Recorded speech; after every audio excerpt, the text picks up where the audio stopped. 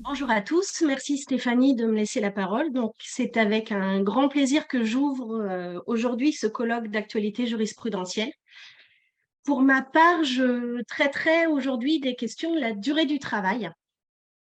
Et je ferai très simple. Cette année, je n'aborderai que deux thématiques autour de la durée du travail. La première concernant le temps de trajet, puisque pour ceux qui ont peut-être suivi, on a eu un gros revirement de jurisprudence cette année. Et la seconde thématique concernera les durées maximales de travail, durée maximale hebdomadaire, quotidienne ou temps de repos. Donc, je vais commencer tout de suite, donc dans un premier temps, par le temps de trajet. Pour rappel, l'article 3121-4 du Code du travail dispose que le temps de déplacement professionnel pour se rendre sur le lieu d'exécution du contrat de travail n'est pas un temps de travail effectif. C'est un principe de base qui a été posé par la loi numéro 2005-32 de loi de programmation pour la cohésion sociale. Et du coup, la lettre de l'article L3121-4 interdit de voir dans ce temps de déplacement professionnel un temps de travail effectif. Ce point avait été abordé à l'ordre initialement, si vous lisez les débats parlementaires, pour résoudre la question des ouvriers du bâtiment qui passaient beaucoup de temps en déplacement. Et du coup, ce temps perdu, finalement, était problématique avec le passage aux 35 heures. Le législateur a donc répondu en 2005 en excluant par principe le temps de déplacement domicile-travail du temps de travail effectif, de la qualification de temps de travail effectif. Ce temps, toutefois, fait l'objet, lorsqu'il est anormalement long, fait l'objet de contreparties, soit sous forme financière, soit sous forme de repos. Donc, pour la part anormalement longue du trajet, on a une contrepartie qui est due aux travailleurs. À l'époque, le Conseil constitutionnel s'est positionné en estimant que le fait l'indemnisation de la part anormalement longue n'était pas que la circonstance qu'un déplacement de même durée puisse entraîner une contrepartie différente suivant le domicile des travailleurs n'était pas constitutive d'une rupture d'égalité de traitement, puisque initialement elle résultait d'une différence de situation inhérente à la liberté de choix du salarié. Dès lors, le Conseil constitutionnel a validé la loi de programmation de cohésion sociale. Arrive 2015, Cour de justice de l'Union européenne, arrêt TICO. On était dans une entreprise, TICO, qui décomptait le temps de travail quotidien de ses salariés à partir de leur heure d'arrivée dans les bureaux jusqu'à leur heure de retour le soir dans les mêmes bureaux. Ces salariés, une fois arrivés au bureau, prenaient ensuite des véhicules pour se rendre vers le site du premier client. L'entreprise s'est réorganisée. À la suite de cette réorganisation, elle a fermé les bureaux. Donc, pour exercer leurs fonctions, les travailleurs avaient désormais chacun un véhicule de fonction et se déplaçaient chaque jour depuis leur domicile vers les lieux où ils devaient effectuer leur mission. Donc, premier client le matin, dernier client le soir. Et TICO considérait donc désormais que ces déplacements domicile-client n'étaient plus du temps de travail effectif et décomptait le temps de travail effectif uniquement à partir de l'arrivée sur le site du premier client et au moment du départ sur le site du dernier client. Les salariés ont donc saisi les juridictions et finalement, la Cour de justice de l'Union européenne a fini par nous rappeler que dans des circonstances dans lesquelles les travailleurs n'ont pas de lieu de travail fixe ou habituel, constituent du temps de travail les temps de déplacement que ces travailleurs consacrent au déplacement quotidien entre leur domicile et les sites du premier et du dernier client. À la suite de cette décision, la Cour de cassation, dans son rapport annuel de 2015, a proposé au législateur d'intervenir pour modifier la rédaction de l'article L3121-4, puisque l'exclusion par principe de la qualification du temps de déplacement domicile-travail en temps de travail effectif semblait faire obstacle à une interprétation en conformité avec le droit de l'Union européenne. Le législateur n'a pas pris en compte cette préconisation de 2015. Et on se souviendra tous, effectivement, qu'en 2016, la loi El Khomri est arrivée qui a modifié l'architecture de la partie du Code du travail relative à la durée du travail. Donc, on n'aurait pas parfaitement pu se saisir de l'occasion pour modifier l'article L3121-4. Le législateur n'a pas fait ce choix. Donc, on restait sur cette situation plutôt ambivalente. En 2018, arrive le cas d'un technicien SAV itinérant. Il était rémunéré selon un horaire fixe de 42 heures hebdomadaires, auquel se rajoutait un forfait de 16 heures hebdomadaires au titre des déplacements professionnels. Le salarié, à juste titre, estimait que ces temps de trajet devaient être considérés comme du temps de travail effectif. Et la Cour de cassation nous répond qu'il résulte de la jurisprudence de la Cour que de la directive 2003/88, que celle-ci se borne à régler certains aspects de l'aménagement du temps de travail, de sorte qu'en principe, elle ne trouve pas à s'appliquer à la rémunération des travailleurs. C'est un argument qui avait déjà été utilisé par la Cour de cassation à propos des heures d'équivalence, argument que certains articles de doctrine considèrent comme plus ou moins contestable, à tout le moins inadapté à certaines situations. Par contre, c'est un argument qui est parfaitement clair et qui permettait du coup à la Cour de cassation de concilier le droit interne avec la jurisprudence de la Cour de justice de l'Union européenne. On était donc, depuis 2018, dans cette situation. Et le 23 novembre 2022, revirement de jurisprudence pour sauf erreur de ma pour la première fois, il me semble, la Cour de cassation a admis qu'on puisse qualifier en temps de travail effectif un trajet domicile-travail. Et pour ça, elle a procédé à un règlement en plusieurs étapes. Donc, en l'espèce, on était là, rien d'original, on était sur un attaché commercial qui demandait le paiement de ses heures supplémentaires au titre de ses déplacements, et notamment de ses déplacements vers le domicile du premier des clients et au retour le soir. La Cour de cassation nous rappelle donc dans un premier temps la définition du temps de travail effectif, qui du coup correspond à 3 conditions cumulatives: se conformer aux directives de l'employeur, ne pas vaquer à des occupations personnelles et se tenir à la disposition de l'employeur. Elle nous rappelle ensuite le principe, l'article L3121-4, donc l'exclusion de la qualification du temps de trajet en temps de travail effectif et le principe de la contrepartie au trajet anormalement long. Puis, elle vient nous reparler de l'arrêt TICO et nous réexpliquer que depuis l'arrêt TICO, le temps de déplacement entre le premier et le dernier client est du temps de travail. Mais elle nous rappelle aussi les points 48 et 49 de l'arrêt TICO, que vous pourrez aller lire plus précisément si ça vous intéresse, par lesquels la Cour de justice de l'Union européenne indiquait que le mode de rémunération des travailleurs dans une situation telle que celle en cause au principal relève des dispositions pertinentes du droit national. Et donc, cette même directive ne s'oppose pas à ce qu'une réglementation nationale prenne en compte différemment les périodes au cours desquelles des prestations de travail sont réellement effectuées et celles durant lesquelles aucun travail effectif n'est accompli. Et elle vient, pour nous rappeler ces différences, nous parler de l'arrêt, alors vous excuserez mon accent, de l'arrêt Radio Televizija Slovenia, arrêt du 9 mars 2021, que je vous avais déjà présenté au colloque il y a 2 ans. Cet arrêt était sur la question des astreintes et de la qualification du temps d'astreinte en temps de travail effectif en fonction de la contrainte qui était exercée sur le salarié. Elle vient ensuite nous rappeler la position jurisprudentielle de 2018 et elle réinvoque, pour continuer son raisonnement, l'arrêt Radio Televizija Slovenia qui nous indique dans son point 31 que malgré la référence faite aux législations et aux pratiques nationales à l'article 2 de la directive, les États membres ne sauraient déterminer unilatéralement la portée des notions de temps de travail ou de période de repos, en subordonnant à quelques conditions ou à quelques restrictions, que ce soit le droit à ce que les périodes de travail et corrélativement celle de repos soient dûment prises en compte.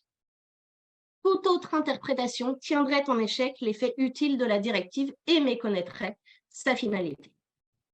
Et ainsi, à l'issue de son raisonnement, la Cour de cassation nous indique désormais qu'eu égard à l'obligation d'interprétation des articles L3121-1, donc définition du temps de travail effectif, les 3 critères cumulatifs, et L3121-4, donc le temps de trajet avec son principe d'exclusion du temps de travail effectif et la contrepartie pour le temps anormalement long. Donc, eu égard à l'obligation d'interprétation de ces articles à la lumière de la directive 2003/88/CE, il y a lieu de juger désormais que lorsque les temps de déplacement accomplis par un salarié itinérant entre son domicile et les sites des premiers et derniers clients répondent à la définition du TTE, telle qu'elle est fixée par l'article L3121-1, ces temps ne relèvent pas du champ d'application de l'article L3121-4. Et en l'espèce, la Cour vient caractériser le temps de travail effectif. Le salarié devait, en conduisant pendant ses déplacements, grâce à un téléphone portable et à un kit main libre, il devait fixer des rendez-vous, appeler et répondre à ses interlocuteurs, les clients, les assistants, les techniciens. Il exerçait des fonctions technico-commerciales. Il ne se rendait quasiment jamais au siège de l'entreprise. Il discutait d'un véhicule de société. Bref, la Cour de cassation vient confirmer la Cour d'appel dans sa position en ce que l'employeur, effectivement, pendant ces temps de trajet, se tenait à la disposition de l'employeur, parce que le salarié, excusez-moi, pendant ces temps de trajet, se tenait à la disposition de l'employeur, ne pouvait pas vaquer à des occupations personnelles et se conformait à ces directives. Cet arrêt a été confirmé le 1er mars 2023. On a le même raisonnement. Vous voyez l'attendu. Vu les articles L3121-1 et L3121-4 du Code du travail, interprétés à la lumière de la directive 2003/88/CE du Parlement européen, il résulte de ces textes que lorsque les temps de déplacement accomplis par un salarié itinérant entre son domicile et les sites du premier et dernier client répondent à la définition du temps de travail effectif tel qu'il est fixé par l'article L3121-1 du Code du travail, ces temps ne relèvent pas du champ d'application de l'article L3121-4.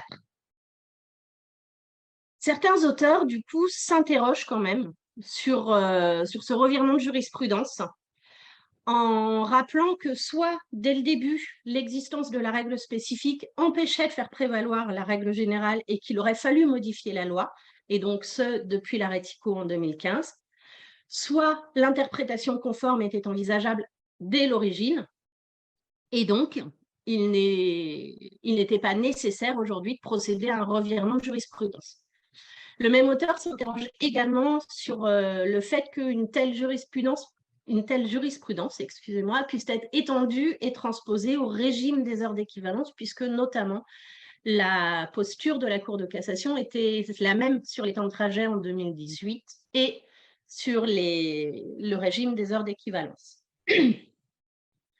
En définitive, pour résumer, s'agissant des salariés itinérants, aujourd'hui, vous avez deux situations qui sont susceptibles de se présenter. Soit, pendant le trajet, le salarié est à la disposition de son employeur pendant le trajet domicile et travail, premier et dernier client de la journée. Et dans ce cas, le temps de trajet sera un temps de travail effectif. Et il faudra le prendre en compte, non seulement pour aussi l'appréciation du respect des seuils, prévus en droit interne et en droit de l'Union, soit le salarié n'est pas soumis ne se conforme pas aux directives de l'employeur et auquel cas n'est soumis à aucune contrainte. Et dans ce cas-là, on restera sur l'ancienne qualification, c'est l'article L3121-4 qui viendra à s'appliquer et le salarié, tout au plus, bénéficiera d'une contrepartie pour les temps anormalement longs. J'évoquais tout à l'heure, il y a 2 secondes, dans la première situation, celle où le temps de trajet du salarié serait reconnu en temps de travail effectif. Effectivement, la prise en compte pour pour apprécier le respect des seuils et plafonds de durée du travail. Et on va voir justement qu'on a eu aussi quelques jurisprudences intéressantes cette année sur le respect de ces durées maximales de travail.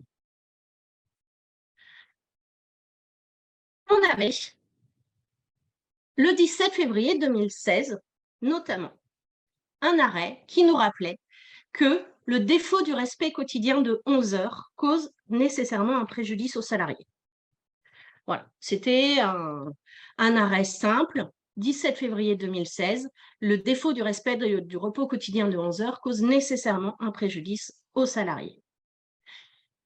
Mais depuis avril 2016, la Cour de cassation a abandonné le préjudice nécessairement causé par un manquement de l'employeur au profit d'une solution plus civiliste. Et désormais, le salarié doit faire la preuve du préjudice qu'il a subi du fait du manquement de son employeur. Et donc, depuis avril 2016, cette solution a été appliquée par la Chambre sociale à maintes reprises. Elle a été appliquée à l'absence de mention de convention collective, elle a été appliquée à la nullité de la clause de non-concurrence, elle a été appliquée à l'inobservation des procédures de licenciement, elle a été appliquée au défaut d'organisation de la visite médicale de reprise, etc., etc. Elle a été appliquée au manquement d'obligation d'adaptation et de formation. Elle a été appliquée à de nombreuses reprises. On avait encore une ou deux exceptions qui subsistaient lorsqu'on était en présence d'un manquement grave à une obligation essentielle, et notamment sur des licenciements. Ça, c'était en 2018, où un employeur avait mis en œuvre une procédure de licenciement sans avoir accompli les diligences nécessaires à la mise en place d'institutions représentatives du personnel et sans établir de procès-verbal de carence qui aurait pu justifier qu'il avait accompli les diligences. La Cour de cassation a jugé que ça causait un préjudice aux salariés qui étaient privés d'une possibilité de représentation et de défense de leurs intérêts. Mais voilà, on était vraiment bien sur des exceptions très limitées qui correspondaient à des manquements graves, et la Cour de cassation, à part ces quelques exceptions, avait abandonné la théorie du préjudice nécessaire pour revenir à l'obligation de prouver le préjudice. Et donc, 18 mars 2020, dans sa lignée jurisprudentielle, on a en l'espèce un salarié dont la durée maximale quotidienne de travail avait été dépassée à plusieurs reprises. La Cour de cassation a estimé que le salarié ne justifiait pas de l'existence d'un préjudice, qu'on avait bien effectivement un manquement de l'employeur, notamment le non-respect des durées maximales quotidiennes de travail, mais le salarié ne justifiait pas de l'existence d'un préjudice. Donc, on en est resté là. 25 novembre 2020, là, en l'espèce, le salarié faisait grief à l'arrêt de le débouter de sa demande de dommages et intérêts pour non-respect de la durée légale du repos. Rappelez-vous, en 2016, je suis allée trop loin, 2016, le défaut du respect du repos quotidien de 11 heures cause nécessairement un préjudice aux salariés. Et donc, on arrive en 2020, où là, la Cour de cassation nous rappelle que l'existence d'un préjudice et l'évaluation de celui-ci relève du pouvoir souverain d'appréciation des juges du fond. Et donc, la Cour d'appel, par une appréciation souveraine, avait estimé que le salarié ne produisait aucun élément de nature à établir l'existence d'un préjudice. Autrement dit, charge au salarié de prouver que le manquement de l'employeur lui a causé un préjudice, quand bien même ce manquement concerne le défaut du respect du repos quotidien de 11 heures. 26 janvier 2022, revirement de jurisprudence. Retour à la théorie du préjudice nécessaire. Et la Cour de cassation nous indique que le seul constat du dépassement de la durée maximale de travail ouvre droit à la réparation. Et pour ce, elle s'appuie sur la jurisprudence de la Cour de justice de l'Union européenne qui nous rappelle que le dépassement de la durée moyenne maximale de travail hebdomadaire constitue en tant que tel une violation de cette disposition, sans qu'il soit besoin, en outre, de démontrer l'existence d'un préjudice spécifique.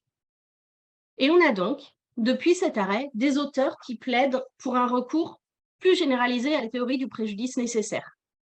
Ces auteurs estiment que si la Cour de cassation adoptait pleinement une logique de maintien de l'application de la préjudice nécessaire en cas de manquement aux principes garantis par les textes fondamentaux, il faudrait étendre ce champ d'application de la théorie du préjudice nécessaire à l'ensemble des règles nationales et européennes destinées à garantir la protection de la santé et de la sécurité des salariés. L'avocate générale de la Cour de cassation abonde également dans ce sens et elle explique qu'il faut désormais réserver la notion de préjudice nécessaire aux droits fondamentaux protégés et garantis par la Constitution et aux règles de droit social de l'Union européenne qui revêtent une importance particulière. Et donc, cet arrêt du 26 janvier 2022 contrevient bien à une règle européenne, puisque la directive européenne 2003/88/CE fixe bien les durées maximales de travail. Donc, sans qu'il soit besoin de démontrer l'existence du préjudice, dès lors qu'on contrevient à une règle européenne ou à un droit fondamental, à une règle d'une particulière importance, des auteurs et l'avocate générale plaident pour un retour à la théorie du préjudice nécessaire. Donc, logiquement, dans la continuité de cet arrêt du 26 janvier 2022, 11 mai 2023, là on était sur un salarié qui avait dépassé l'amplitude horaire journalière et exécuté des journées de travail de plus de 10 heures. La Cour d'appel estimait initialement que le salarié ne démontrait pas avoir subi un préjudice à ce titre et avait donc rejeté la demande de la salariée en paiement de dommages et intérêts. La Cour de cassation se positionne le 11 mai 2023 et vient rappeler que le seul constat du dépassement de la durée maximale de travail ouvre droit à réparation. On n'a pas encore de nouveau positionnement de la Cour de cassation sur le droit au repos, sur le dépassement, sur le non-respect de la durée de 11 heures du droit au repos. On peut supposer que la haute juridiction appliquera également ce raisonnement au non-respect du temps de repos, dans la lignée de ces deux arrêts qu'on vient de détailler. Mais effectivement, pour l'instant, on est encore sur le fait que le salarié doit faire la preuve du préjudice subi. Et 7 juin 2023, là pour le coup, on a un renvoi préjudiciel à la Cour de justice de l'Union européenne. La question finalement de ce recours et de ce retour à la théorie du préjudice nécessaire n'est pas encore définitivement réglée. Récemment, dans cet arrêt du 7 juin 2023, le salarié a fait grief à l'arrêt de la Cour d'appel de le débouter de sa demande de dommages et intérêts pour modification du contrat de travail vers un contrat de nuit et absence de suivi médical renforcé. Et le salarié estimait que le seul constat du non-respect des dispositions protectrices en matière de suivi médical renforcé pour travail de nuit ouvre droit à réparation. La Cour d'appel avait débouté le salarié de sa demande d'indemnisation du préjudice d'absence de suivi médical renforcé. Or, pour le coup, la directive européenne 2003/88/CE, son article 9, dispose que les États membres prennent les mesures nécessaires, pour que les travailleurs de nuit bénéficient d'une évaluation gratuite de leur santé, préalablement à leur affectation, et à intervalles réguliers par la suite. En droit interne, les articles 31-22-11 et 46-24-1 disposent que tout travailleur de nuit bénéficie d'un suivi régulier de son état de santé. Et dans cet arrêt, avant de procéder au renvoi, la Cour de cassation rappelle que l'existence d'un préjudice et l'évaluation de celui-ci relèvent normalement du pouvoir souverain d'appréciation des juges du fond. Mais l'article 9 de la directive impose bien une évaluation stricte de la santé du travailleur de nuit. On a donc deux questions qui sont posées à la Cour de justice de l'Union européenne. La première est donc de savoir si l'article 9 de la directive qui impose ce recours, ce suivi médical renforcé et gratuit des travailleurs de nuit, remplit les conditions pour produire un effet direct et être invoqué?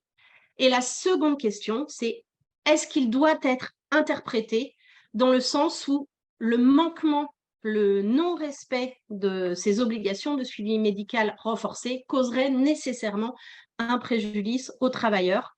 Ou est-ce que le droit à la réparation du travailleur est subordonné à la preuve du préjudice qui aurait résulté de ce manquement? Donc voilà, on est en train du coup, la question se pose bien au regard des finalités évoquées par la directive européenne qui est là pour protéger le droit à la santé et le droit au repos des travailleurs. Et là, on est bien du coup dans l'attente de cette réponse de la Cour de justice de l'Union européenne, mais tout en sachant que désormais, de manière plus large, on peut recourir à nouveau à la théorie du préjudice nécessaire, et notamment quand il s'agit de protection de droits fondamentaux ou de respect de normes européennes.